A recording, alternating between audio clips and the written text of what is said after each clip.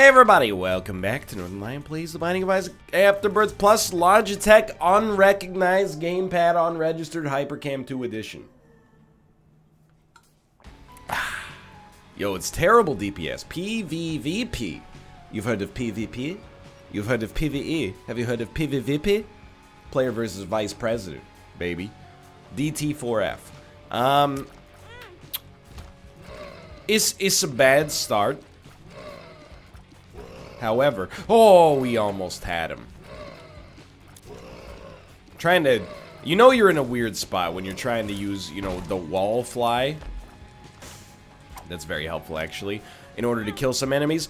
Anyway, it's the first floor. Nothing to fear so far. We're in a pretty good run of form. I feel pretty steady with where I'm at in Isaac right now. And it wasn't like that even a week ago. I have to admit, I am still a little bit under the weather. You might be able to tell from my voice. I am trying... Oh, jeez. I'm trying to maintain perhaps a little bit of a lower level of volume.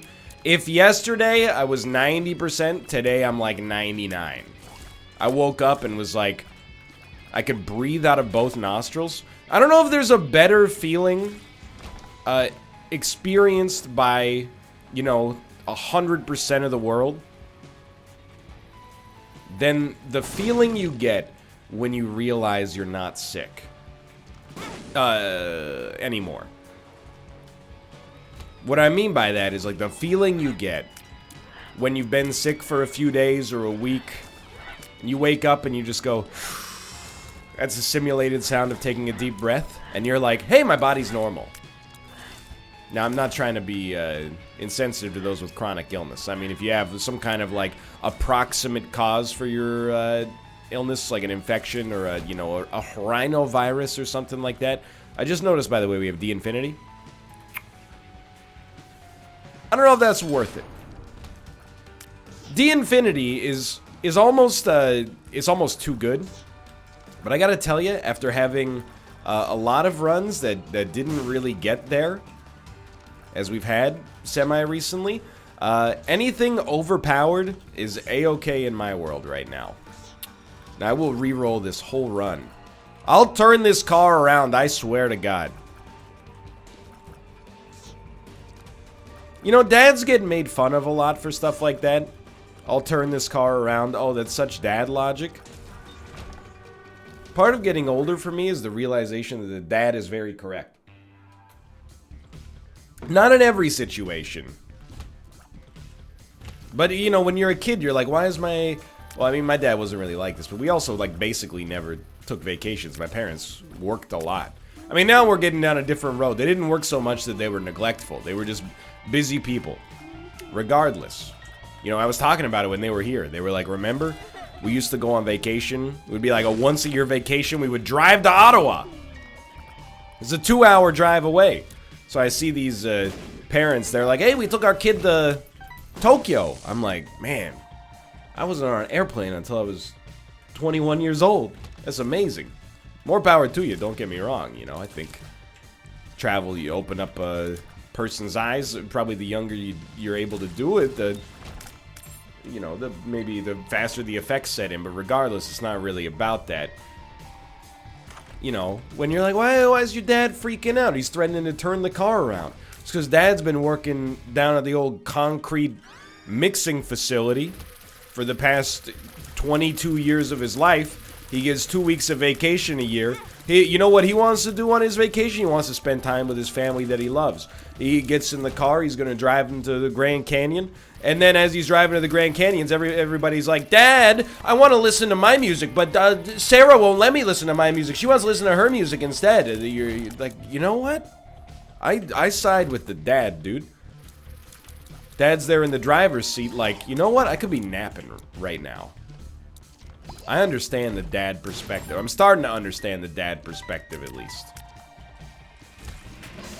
I mean, it's all, I mean, it doesn't have to be the dad perspective. It could be the mom perspective as well, to be fair, you know.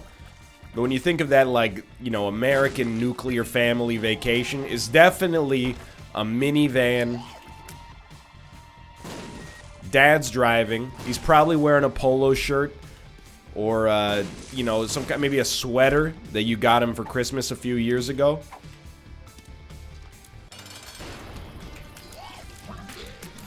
Actually, we reached a point, where I actually have given my dad my hand-me-downs, if that makes sense.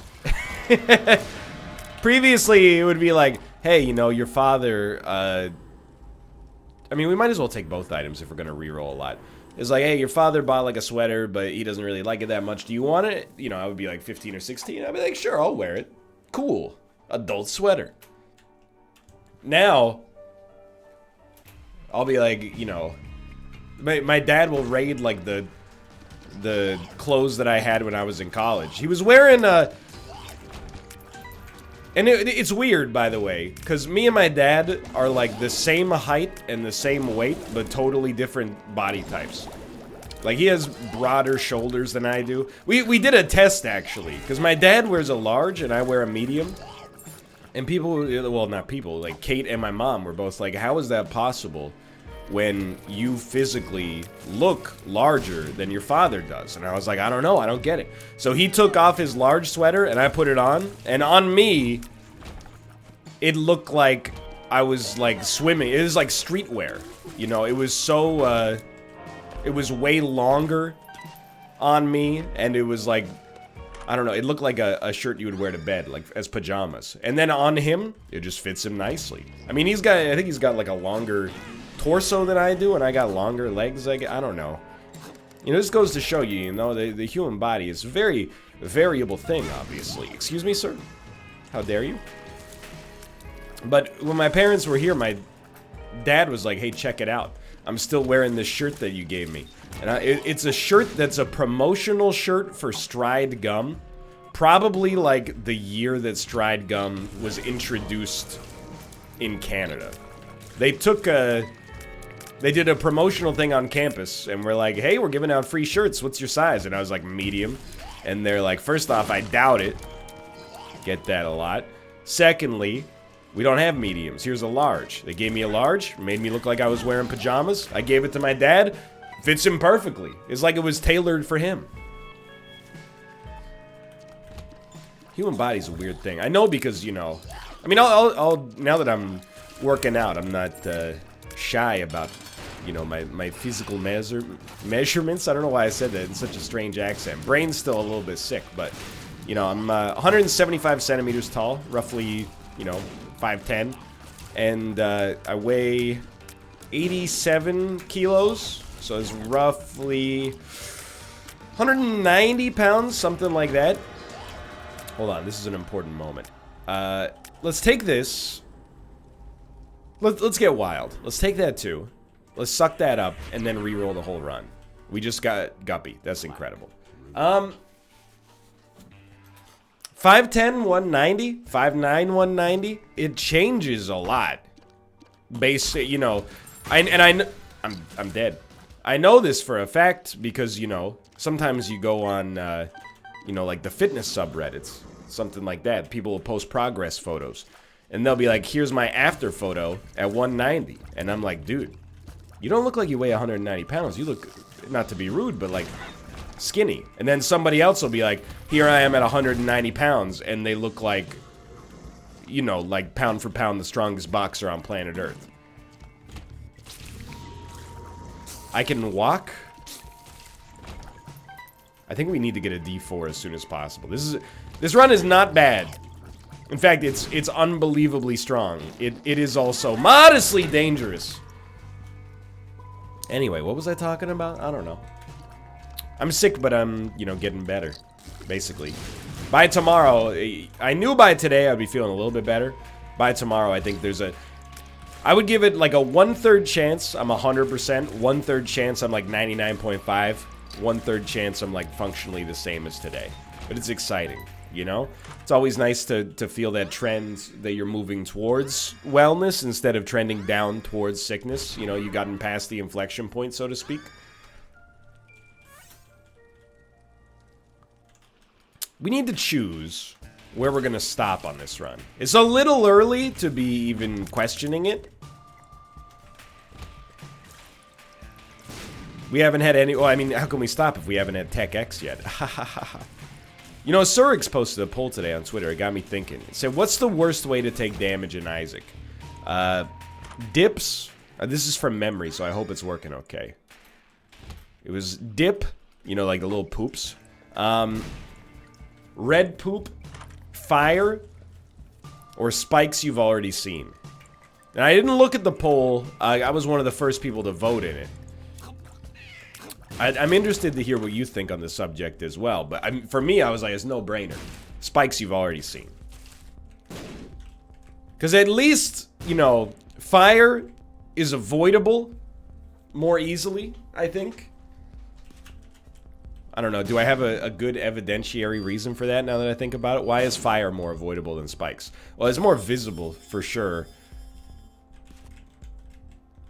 I don't know. I tend to take way less damage to fire than to spikes. There's probably something I'm not thinking about. But anyway, dips and everything else there, I'm like, at least it's an enemy, dude. Oh, one of them was red poops. Red poops don't really bother me that much. Because it's almost like they at least trigger in my head the idea that, like, oh, pay attention. There's like a little pseudo sort of puzzle thing going on here. You gotta pay attention. Make sure you do it right. Whereas spikes, I'm just like talking, enjoying life. Then out of nowhere, I took damage to something I should have been aware of, but is, for the most part, kind of minor. I gotta sneeze. I can feel the sneeze. Here it comes. Maybe? No, don't lose it. I want the relief. How dare you?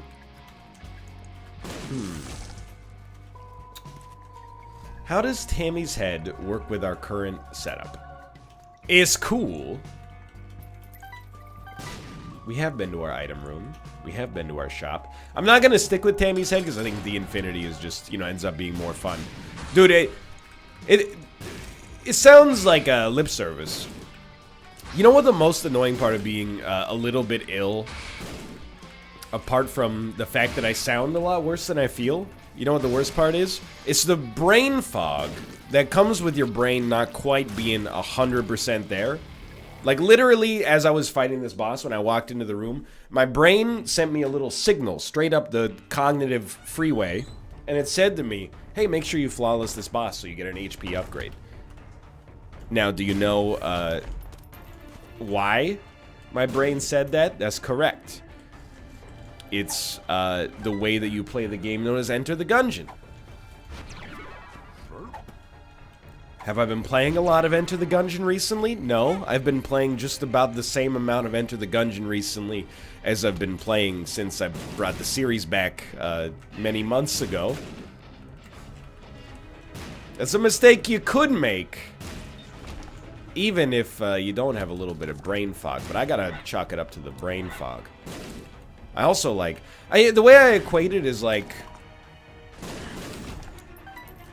I feel like at any time... Oh, we got Beelzebub. Well, let me put it this way. It's like, you ever fall asleep while you're watching a movie, and then like many months later, you try to remember if you've actually seen that movie? And your friend is like, you know, oh, it's like that movie with the guy, you know, and he's got the drug. And you're like, yeah, I've seen that one. And then they're like, and then thing that you don't remember happens, and like it gets crazy, and you're like, that... I was with you before, but I don't really remember this part.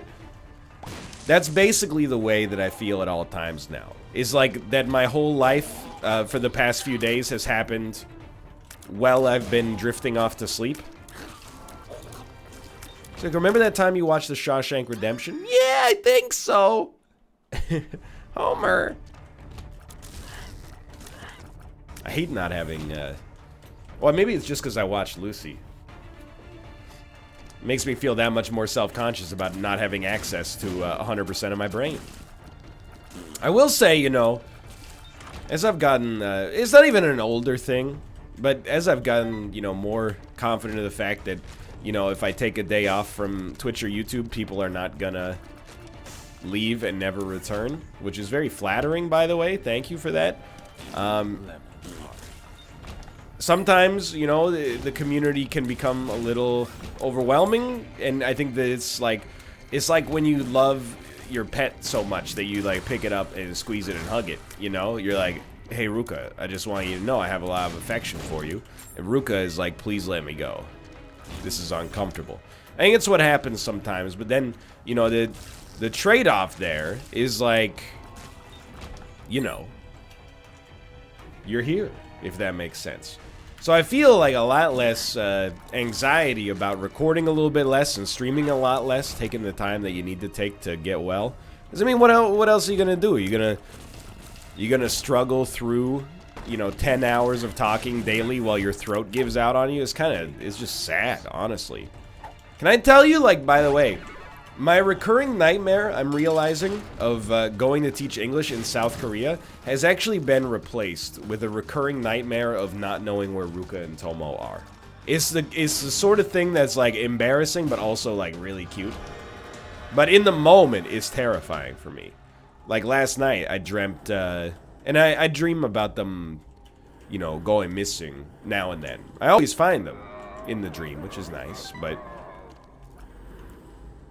I dreamed about, like, we were like, we don't know where Tomo is. And I just went to downtown Vancouver, and I was like, I think I know where he is. This is how dream logic works. I'm like, I know where this guy is. I went to downtown Vancouver, and on Robson Street, there's a bus stop, and he was hanging out in the bus stop. And dream me was like, I knew it. How? Doesn't make any sense, but I think I've finally, I haven't had a Korea dream in probably, I don't know, maybe close to a year. But a missing cat dream, that's like a once every 3 months sort of thing for me now. I'm not even complaining. You know, even while I'm dreaming, I'm like, I get it. It's a dream.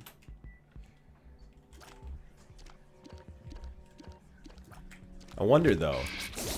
I haven't had a dream about not, or, like, normally my school dreams are like, the exams today, but I haven't gone to any class. I haven't had a dream like that in a while either, though. I don't know. It's a sign of changing priorities in your life. It's also a sign of how small my world is, I guess. That, you know, the number one thing I'm stressed out about is my pets, which is not even really true, but I don't know. I don't know how to interpret dream logic, dude. Oh, okay, now I get it. We have Isaac's heart. That's why we're getting hit so much. Dreams are so weird. I know there are people, probably people watching this, that believe that by, you know, interpreting your dreams. Oh, I feel a sneeze coming up. It's trying to save me from saying something stupid. Still. I knew it. I freaking knew it, dude. Anyway. Let's reroll. Not really that interested. Okay, sure. It was the worst deal in the history of deals. There are people watching this that probably believe that dreams have a special kind of either spiritual or almost psychic significance. You know what I mean? That you could, from analyzing a person's dreams, you could figure out. I mean, there's probably some people that believe dreams can predict the future. I mean, I saw that there was like a Reddit thread on this subreddit. I don't browse this subreddit, by the way. It was brought to my attention on Twitter. But there's a subreddit called Precognition, and somebody on there was talking about how they had this dream where they're standing in like an open field, and they, you know, while they're standing in the open field, a single alien spacecraft shows up, and they're like filled with this sense that the recurring verbiage was that they're filled with the sense that everything is gonna change from this point onwards. What was interesting is there were like 5 or 6 other people in the thread that were like, I have the same recurring dream. And I got to admit, if I had read that when I was like 12 or 13 years old, it probably would have creeped me out in a big way. This is not just me putting on the enlightened skeptic hat, by the way. But I read this as a 31-year-old and was like, yeah, okay, 6 people with the same recurring dream at some point in their lives seems to check out to me based on the fact that, you know, Reddit probably has 150 million active users per day or something like that. I don't mean to be negative. I don't even think this is negative. I think this is just sensible. 2 luck upgrades in the same thing? How dare they? But I do think dreams, it seems to me, my dreams are definitely influenced by anxieties, you know? I wouldn't say that, you know, if you dream about an oak tree, that means that you're feeling pensive. Like, that to me seems like, it's just a crock of garbage. I'm not trying to be disrespectful if you know, disbelieve, or if you believe something different than what I'm saying here. But to me, I'm like, that just doesn't make sense to me. I'm open to the idea. I mean, I owned like a dream interpretation journal when I was like 12 years old. I had a weird aunt, just like everybody else. If you're watching this, by the way, you weren't the weird aunt. You were the cool aunt, okay? Sometimes everybody laughs until the joke's at their expense. And I know you'd be the cool aunt because you'd be the only aunt watching this video, so. By the way, I don't know. I'm getting sidetracked here, but I don't know if I've ever told you. I probably have. That wouldn't surprise me. I've probably told you just about everything about my entire human existence, but nothing was more frustrating about being a teacher in South Korea than your own students correcting you whenever you said aunt instead of aunt.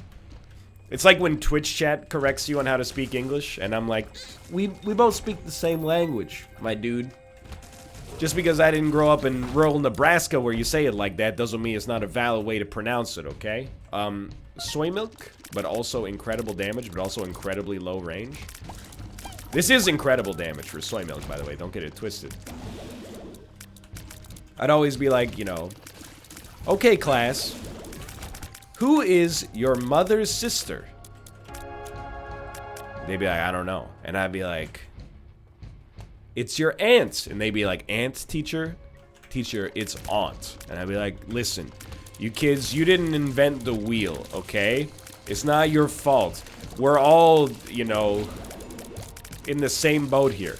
But just because you had one teacher that came from England doesn't mean that all words in English need to be pronounced with an English accent, okay? Your teacher sold you out. I'm sorry to tell you. Where was I going? Anyway. I think that, you know, when I was younger, I probably was of the opinion, and by younger I mean like early 20s. I was probably of the opinion that dreams were basically just random neurological firings when you're asleep. Is marked? What's going on here? Monstro's Lung, maybe? It's a very good run, don't get me wrong. I no longer believe that, you know? I think that it doesn't seem to make sense to me that if it was random neurological misfirings, or firings for that matter, that you would end up, you know, dreaming about things that are anxiety-inducing to you to begin with so frequently. Yeah, sometimes I have dreams about things that I don't actually have, like, any sort of deep-seated anxiety for. Like, sometimes I dreamt that we were at Chipotle, you know? That's not, like... It's not something that weighs on my mind on the regular. But I do think that, you know, your dreams are probably, you know, influenced by things that you're anxious about in your real life. That's my experience, at least. I don't know. Both dreams and sleep are very strange.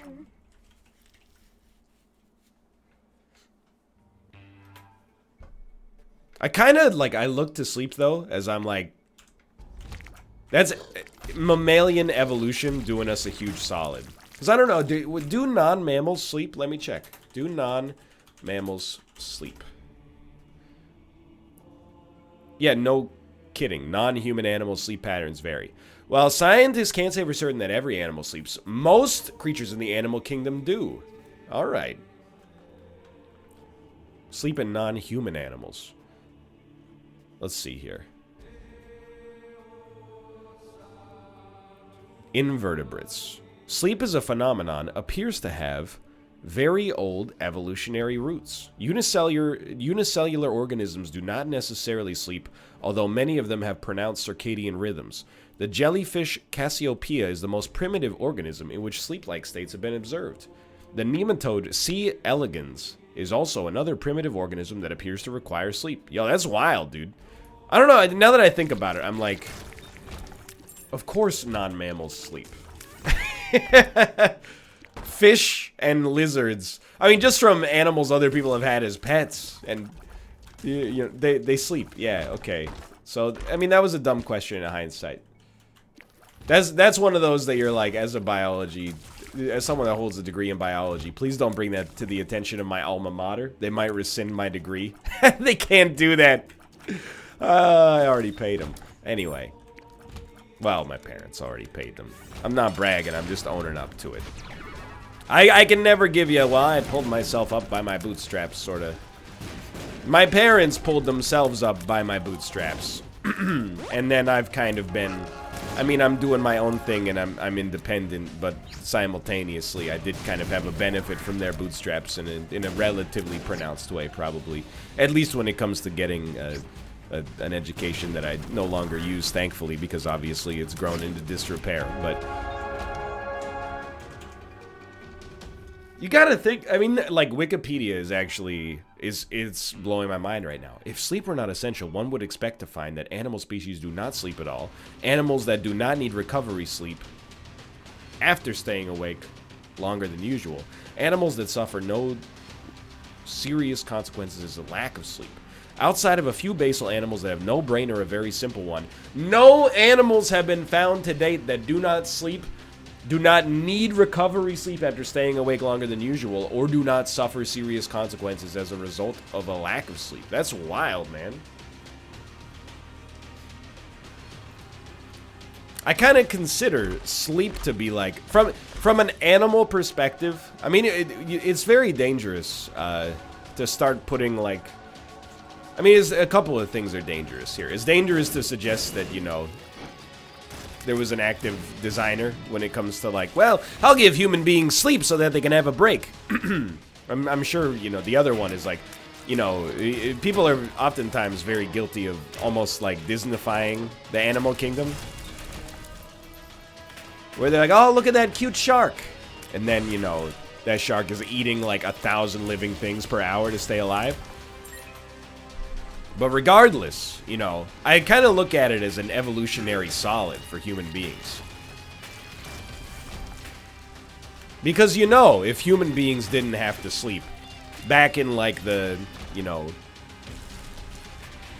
dawning of the industrial age, the average workday would have been, like, 20 hours. At least there was always a built-in stopgap, you know, that was like, hey, you can't make the working day more than, like, you know, 14 or 15 hours on the regular, because people have got to sleep. Even the most, like, evil, cartoonishly malevolent, like, mine owner in the 1700s was like, yeah, I mean, they gotta sleep. Maybe he was only saying they gotta sleep so they can work harder tomorrow, but... So I'll just say thank you to, you know, the nature of life in general, because sleep rules, dude. I hate the attitude people have sometimes, you know, I'll sleep when I'm dead. Oh, I disagree in a huge way. Sure, I mean, you're not actively, like... I'm trying to think of how to explain it. You're not actively enjoying life while you sleep. Or at least if you are actively enjoying life. Like, if I woke you up and I was like, how are you doing? And you were like, that owned. That would be unique to me. Like, I can't relate to that feeling. That being said, it's like the ultimate gift that you give to tomorrow you. It's like, you know what sleep is? Sleep is like that warm feeling you get when you know that somebody out there is thinking about you in a good way. You're not actually actively experiencing it, but you know it's there, and it makes you feel good. It's like it enhances the other 16 waking hours you have on the next day. I feel like I've been ranting for like 25 minutes here. Well, 24 minutes and 16 seconds. Anyway, this run, I mean, as soon as I saw that we started with the D-Infinity, I was like, we are completely set. Problem solved. Thanks for watching. Thanks for the well wishes. For now, thanks for watching. If you enjoyed it, click the like button. Helps out a great deal. Of course, subscribe if you want to see more in the future. For now, thanks for watching, and I will. We'll see you next time. See ya!